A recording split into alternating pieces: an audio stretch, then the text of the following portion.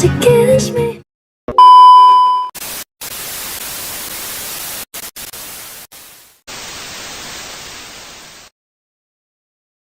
Warahmatullahi wabarakatuh.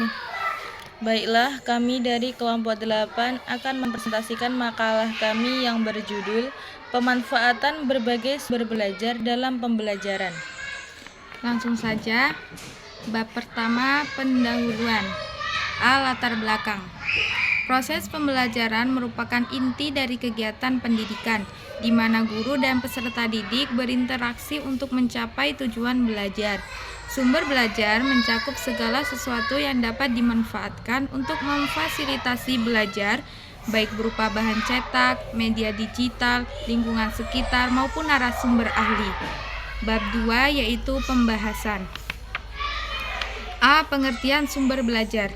Sumber belajar adalah segala sesuatu yang dapat dimanfaatkan untuk membantu proses belajar mengajar, baik berupa alat, bahan, lingkungan, maupun manusia yang memungkinkan peserta didik memperoleh informasi, pengetahuan, keterampilan, dan sikap baru.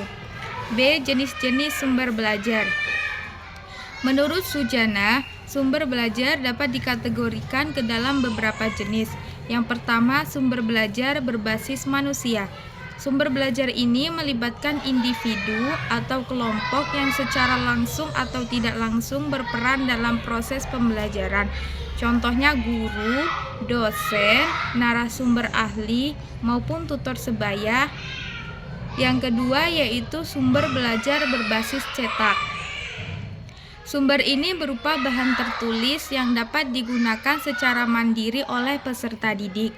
Contohnya yaitu seperti buku teks, jurnal ilmiah, modul, dan LKS.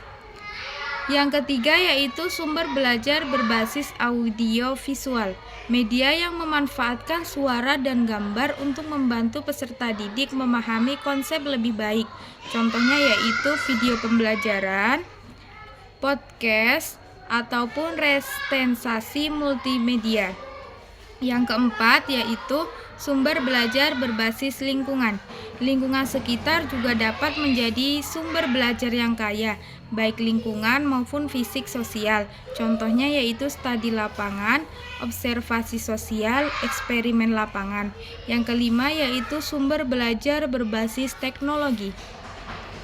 Teknologi memainkan peran besar dalam mendukung proses belajar modern.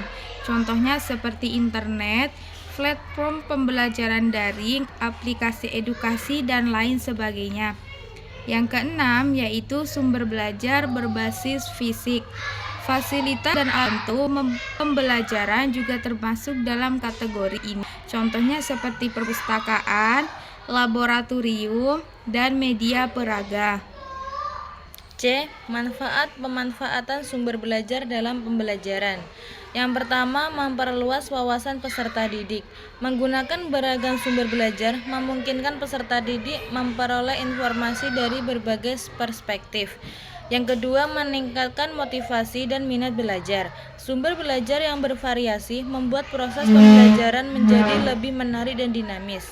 Yang ketiga, memenuhi gaya belajar yang beragam. Setiap peserta didik memiliki gaya belajar yang berbeda. Yang keempat, mengembangkan keterampilan berpikir kritis.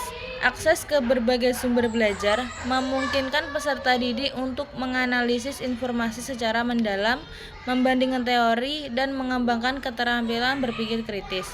Yang D, strategi pemanfaatan sumber belajar. Agar pemanfaatan sumber belajar optimal, diperlukan strategi tertentu seperti yang pertama, perencanaan sumber belajar. Guru atau dosen perlu mengintegrasikan berbagai sumber belajar ke dalam rencana pembelajaran. Yang kedua, pemanfaatan teknologi menggunakan media digital seperti video pembelajaran atau platform diskusi online untuk mendukung pembelajaran. Yang ketiga, kolaborasi dan diskusi. Melibatkan peserta didik dalam diskusi kelompok, mengundang narasumber ahli, atau melakukan studi lapangan untuk memperkaya proses belajar.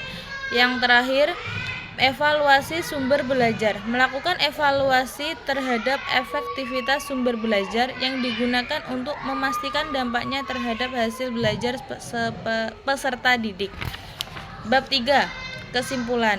Berdasarkan pembahasan yang disampaikan, dapat disimpulkan bahwa pemanfaatan berbagai sumber belajar memiliki peranan penting dalam meningkatkan kualitas pembelajaran. Sumber belajar tidak terbatas pada buku teks saja, melainkan meliputi manusia, bahan cetak, teknologi, lingkungan, serta alat fisik yang semuanya dapat digunakan untuk memperkaya proses belajar mengajar. Agar sumber belajar dapat dimanfaatkan secara optimal, guru atau dosen perlu merancang strategi pembelajaran yang terintegrasi, memanfaatkan teknologi, melibatkan peserta didik secara aktif, serta melakukan evaluasi terhadap efektivitas sumber belajar yang digunakan. Pemanfaatan berbagai sumber belajar bukan hanya sekedar pelengkap, tetapi menjadi elemen penting untuk menciptakan pembelajaran yang efektif, interaktif, dan bermakna. Demikianlah tadi presentasi yang kami sampaikan dengan mata kuliah belajar dan pembelajaran. Semoga bermanfaat bagi kita semua, dan kami mohon maaf atas segala salah kami baik berupa kata maupun perbuatan. Kami akhiri. Wassalamualaikum warahmatullahi wabarakatuh.